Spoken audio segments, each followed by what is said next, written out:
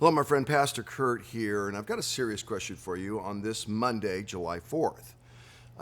What did you pray about today?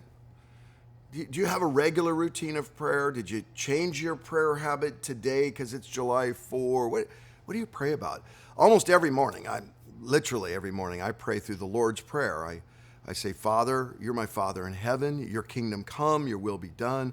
I ask for my material needs. Give us today our daily bread. I ask for my relational and emotional needs. Let me forgive as I've been forgiven. And I also ask for my spiritual needs. I say, protect me from evil and protect me from the evil one. Now, if you're not a Christ follower, you may think that's ridiculous that I pray every day that God will protect me from evil, and the evil one especially. You may think that's an outdated idea, that there is an evil one. But I got to tell you, I believe it. After 35 years of doing this thing, I believe it more than I've ever believed. In fact, I don't just pray, keep me from evil. I pray, keep my kids from evil. In fact, that's probably the longest part of prayer every single morning. And then I pray, keep my city and my church and my friends, my community from evil. And I, almost every day, I ask the Lord to keep our world from evil. You know, people make fun of those that when a tragedy happens, they say, you're in my thoughts and prayers. They say, oh, let's do more than thoughts and prayers. It requires action and legislation. And I agree with that. I totally agree that prayers without action is not God. But I don't think the problem is all the people tweeting out and putting on Instagram, I'm praying, hashtag praying. I think the problem is we announce we're praying, we're not actually praying. You know who really did pray? The Apostle Paul. Look at what he says in Romans 8:25 and 26. But if we hope for what we do not have yet, we wait for it patiently. In the same way, the Spirit helps us in our weakness. We do not know what we ought to pray, but the Spirit himself intercedes for us through wordless groans.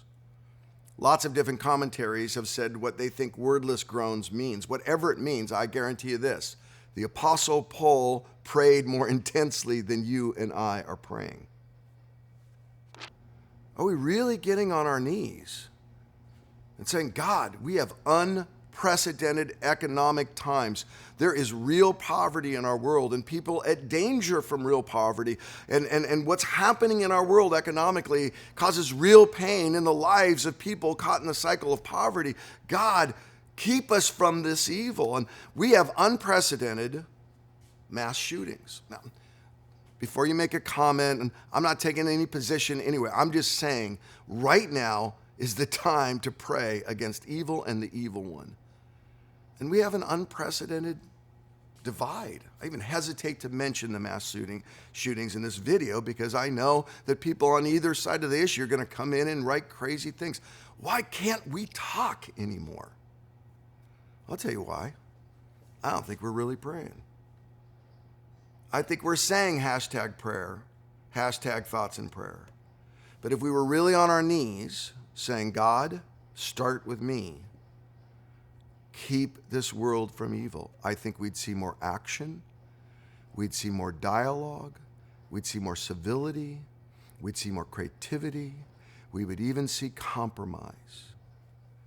If we were really praying, we'd see God move, we'd see change.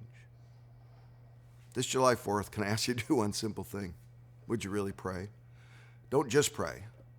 Pray and ask God to use you. Act locally for the future that you want globally. Be the neighbor that God wants you to be. Be a civil person that listens. Maybe include someone in your life that's not like you and doesn't believe and think like you, and actually listen to them. Start with you and start on your knees, because we really do need God to bless America.